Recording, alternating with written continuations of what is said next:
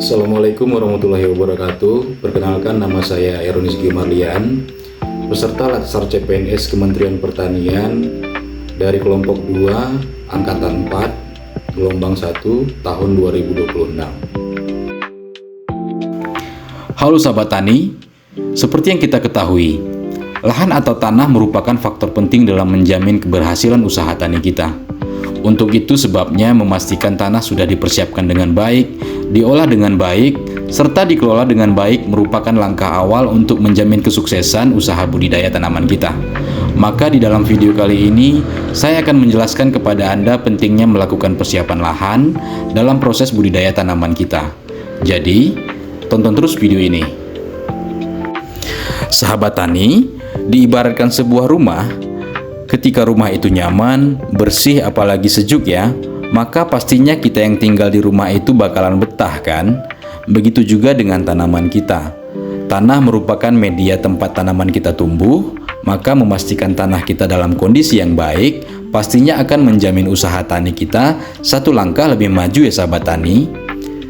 Nah, dalam menuju kesuksesan budidaya tanaman kita, lalu persiapan itu harus dimulai dari mana sih? Bagi sebagian orang, bertani mungkin terlihat sederhana, cukup dengan membuat lubang di tanah, memasukkan bibit, lalu membiarkannya tumbuh.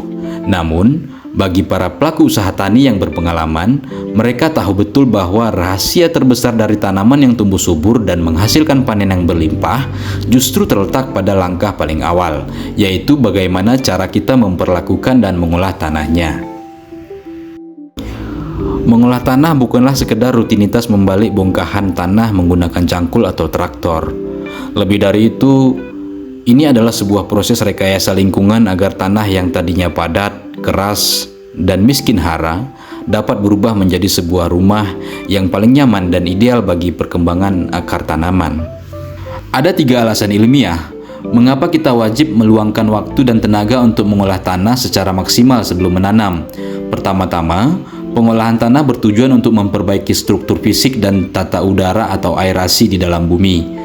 Tanah yang sudah sering dipakai pada musim tanam sebelumnya atau lahan yang kerap terijak biasanya akan mengalami pemadatan.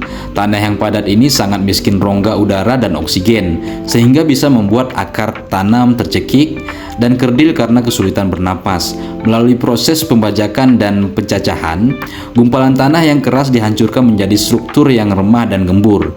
Dalam kondisi tanah yang gembur seperti ini, oksigen dapat bersirkulasi dengan lancar, hambatan fisik pun hilang, sehingga akar tanaman dapat dengan mudah menembus lapisan tanah yang dalam. Melalui proses pembajakan dan pencacahan, gumpalan tanah yang keras dihancurkan menjadi struktur tanah yang remah dan gembur. Dalam kondisi tanah yang gembur seperti ini, oksigen dapat bersirkulasi dengan lancar dan hambatan fisik pun hilang, sehingga akar tanaman dapat dengan mudah menembus lapisan tanah yang dalam untuk memperluas area penyerapan air dan nutrisi. Alasan kedua yang tidak kalah penting adalah sebagai langkah sanitasi lahan untuk memutus rantai siklus hidup hama dan penyakit. Lahan bekas panen, terutama yang ditumbuhi rumput liar atau gulma dan dipenuhi sisa-sisa batang tanaman lama, biasanya akan menjadi sarang persembunyian yang sangat nyaman bagi spora jamur patogen, bakteri, hingga telur dan kepompong hama ulat. Ketika kita melakukan pengolahan tanah, lapisan tanah bagian bawah akan terbalik ke atas. Proses pembalikan tanah ini secara otomatis mengangkat telur-telur hama dan bibit penyakit yang bersembunyi di dalam tanah ke permukaan, sehingga mereka akan mati secara alami akibat paparan terik sinar matahari langsung dan dimangsa oleh predator alami.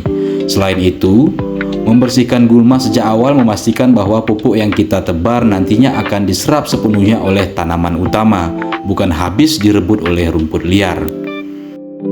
Alasan ketiga berfokus pada upaya menyeimbangkan kondisi kimiawi tanah sekaligus menabung nutrisi jangka panjang.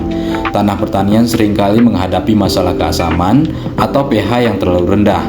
Masalahnya jika tanah kelewat asam, akar tanaman tidak akan mampu menyerap unsur hara makro seperti nitrogen, fosfor, dan kalium. Meskipun kita sudah memberikan pupuk kimia dalam jumlah yang sangat banyak, Oleh karena itu, masa pengolahan tanah adalah momen emas bagi kita untuk memeriksa kadar pH tanah. Jika terdeteksi terlalu asam, kita bisa langsung mengatasinya dengan menaburkan kapur pertanian secara merata agar keasaman tanah naik ke angka ideal, yaitu antara 6,0 sampai 6,5. Pada tingkat pH netral ini, semua nutrisi berada dalam kondisi siap larut dan siap serap. Bersamaan dengan itu, pencampuran pupuk dasar organik seperti kompos atau pupuk kandang yang sudah matang sempurna akan mengunci ketersediaan makanan bagi mikroorganisme baik. Ada beberapa aturan emas yang wajib diingat oleh setiap petani agar pengolahan tanah ini tidak justru merusak tanah. Salah satunya adalah jangan pernah mengolah tanah hortikultura saat kondisinya terlalu basah atau becek, karena hal itu justru akan merusak struktur tanah dan membuatnya mengeras seperti batu saat kering nanti. Selain itu, pastikan pupuk kandang yang digunakan sudah matang atau difermentasi sepenuhnya, sebab kotoran ternak yang masih segar akan memicu suhu panas yang tinggi di dalam tanah yang bisa membakar akar tanaman muda. Pada akhirnya, pengolahan tanah memang membutuhkan investasi waktu, tenaga, dan kesabaran yang cukup besar di awal musim tanam. Namun, melompati proses penting ini demi mengejar waktu tanam yang cepat justru akan mendatangkan risiko kegagalan yang jauh lebih besar di kemudian hari. Seperti sebuah prinsip yang selalu dipegang teguh dalam dunia pertanian, rawat dan muliakanlah tanahmu dengan baik sebelum menanam, maka tanah pasti akan membalasnya dengan pertumbuhan tanaman yang sehat, kuat, dan hasil panen yang melimpah.